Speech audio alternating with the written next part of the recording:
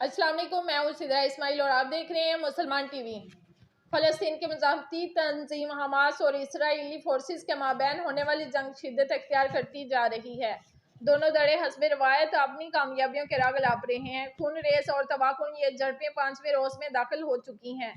اسرائیل کی جانب سے غزہ کے علاقے کی مکمل ناکہ بندی کر دی گئی ہے اور صہیونی فوجیں غزہ کے علاقے میں جنگی اصولوں کو بالائے طاق رکھتے ہوئے عورتوں، بچوں اور زخمیوں سمیت امدادی کارکنوں حتیٰ کہ صحافیوں پر بھی بارود کی بارش کر رہے ہیں۔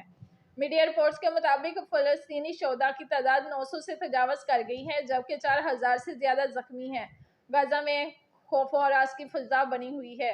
اسپتالوں میں ادویات کی شدید قلت ہو چکی ہے۔ معروف سماجی کارکن اور نوبل ایوارڈ یافتہ ملالہ یوسفزئی نے ٹویٹر ایکس پر اپنے ایک بیان میں کہا کہ حالیہ دنوں میں دل دہلا دینے والی خبریں دیکھی ہیں۔ اس دوران میرا دھیان فلسطینی اور اسرائیلی بچوں کی طرف ہے جو جنگ کی صورتحال میں شدید متاثر ہوئے ہیں۔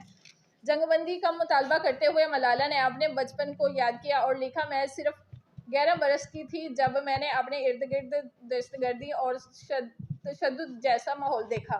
صبح سویرے ہم مارٹر گولوں کی آوازوں سے بیدار ہوئے تھے۔ انہوں نے مزید کہا کہ اپنے اسکولوں اور مساجد کو بموں سے تباہ ہوتے دیکھا۔ امن ایک ایسی چیز بن گئی جس کا ہم صرف خواب ہی دیکھ سکتے تھے۔